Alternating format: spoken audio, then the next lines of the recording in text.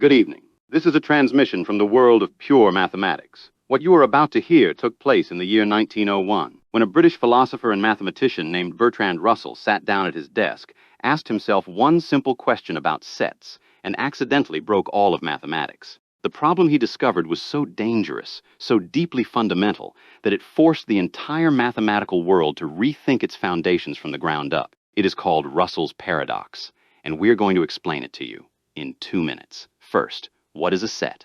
A set is simply a collection of things.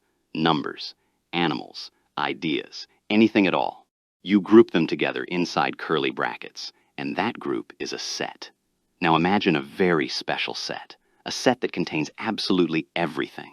Every number, every animal, every object, every thought, every other set that has ever existed. We call this the universal set. It contains everything. Nothing is outside it. It is the set of all sets. Simple enough so far. But here is where things start to go wrong. The universal set contains 1, 2, 3, and every number you can think of. It contains elephants, giraffes, every possible thing in existence. It is the biggest possible collection, the set that holds all other sets inside it. Now Russell asked himself one question. What about the sets that do not contain themselves? Think about it.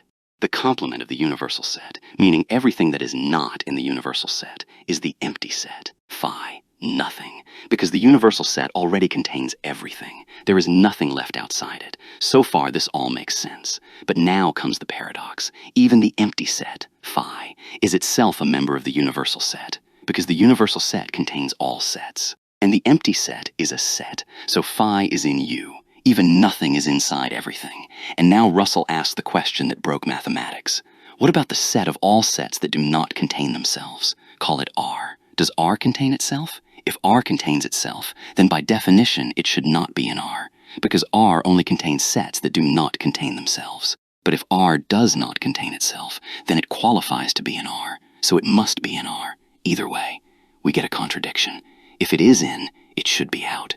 If it is out, it should be in. The logic collapses. There is no answer. The question itself is broken. And that is Russell's paradox. One question, asked quietly, in 1901, by one man in Britain. And it brought the entire foundation of mathematics to its knees. Mathematicians spent decades rebuilding the rules of set theory just to make sure this never happened again. If this made you think, like the video, subscribe, and share it with someone who thinks mathematics is boring. Nothing about this is boring.